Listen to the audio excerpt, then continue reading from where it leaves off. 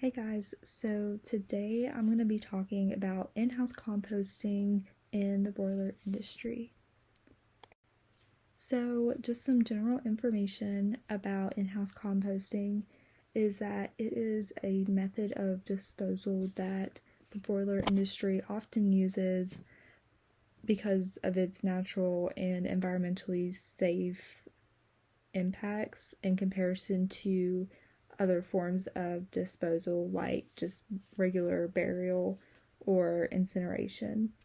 And a lot of times, in house composting is used on very large broiler farms when there are a large number of deaths for a number of reasons, but primarily because of disease. Because, they don't want anything running off whenever they bury. If they were to do that, there's always a risk of that. So composting in general is just a really good alternative. So how does composting work?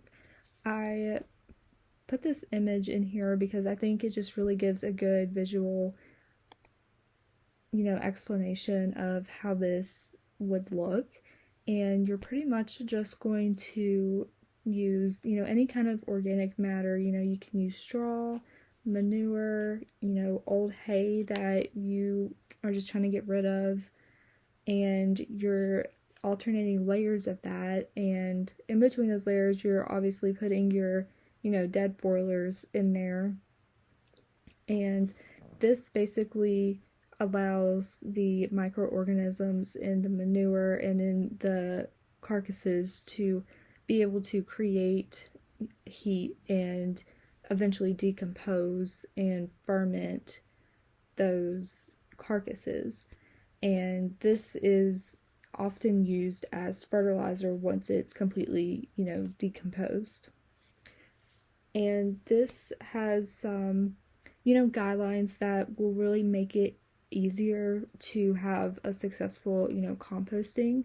One of those being that it's really key to have a concrete slab at the very bottom to prevent any kind of runoff from happening, because, that would really defeat the purpose of composting and really wouldn't be much different from just regular burial.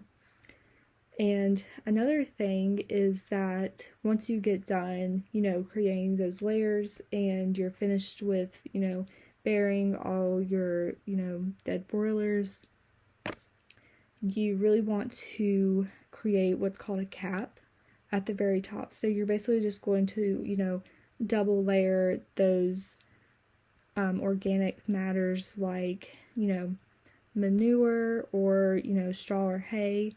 And this is to make sure that you're allowing those anaerobic conditions to occur so that heat can form and those microorganisms can really do what they're supposed to.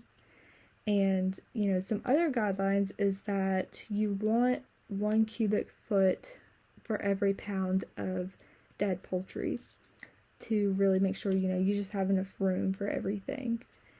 And a lot of the times this process is going to take about 10 to 21 days.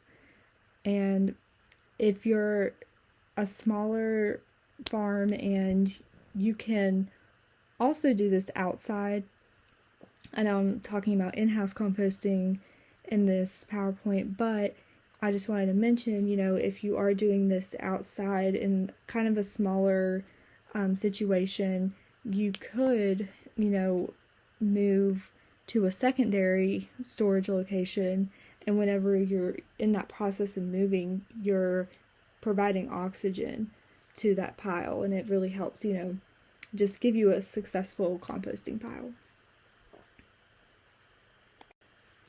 So I put these two images in here.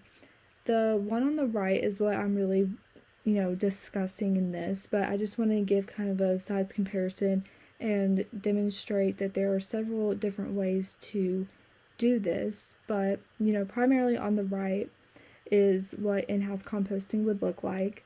A lot of the times when these large broiler farms have, a mass casualty, they often have to plant these, carcasses in windrows, and really make sure that you really want to make sure that your facility is obviously well, well shelved off, if you will, from making sure that, no animals or anything from outside can get in and destroy that, because that's also always a possibility. And you really want to just make sure that you're maintaining those appropriate temperature and moisture to allow, yet again, that compost to and fermentation and those microorganisms to really, flourish and do their job. And so here's another picture, just kind of another demonstration of how this would look from, a cross section of it. And I really like this picture because it shows, the temperature gauge at the top. It says, 140 to 160 degrees Fahrenheit. So it really does need to get very hot in there for this to work. And I just really like this image because it shows, the different layers and kind of gives you a baseline of what to go off of in as far as, like measurements and everything. So some benefits of composting. There's quite a few benefits of composting actually, but the three main ones are going to be, it limits groundwater pollution, which is also going to prevent disease spread, which is, the primary reason that this is used.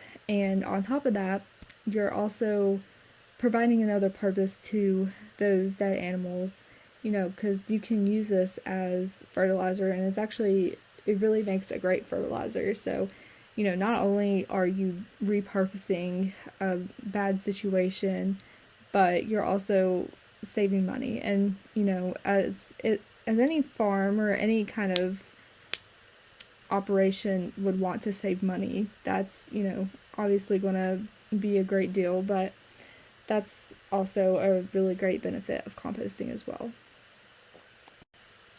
So, there's always potential problems, or there's always a negative side to anything. So the top 3 potential problems that you could see from composting is pet attraction, foul odors. You're dealing with dead carcasses, so that's going to be a given that it could potentially bring about bad odors. And, there's always a risk of a failure to decompose. And, a lot of the times whenever you see these problems, it's often because something wasn't executed properly. So making sure, you keep an eye out on the temperature, keep an eye out on the moisture, and make sure that it's, buried deep enough or is out of the way from any kind of outside animals like possums or raccoons or anything like that could get in and be attracted to that smell, or any pests really. You're gonna see some issues with that if you don't properly execute this. But yeah, so that is all I have. Thank you for listening, and I put in some of my references that I used to gather my information from, and these are all really great sources if you're willing or wanting to dive more into this topic. So thank you.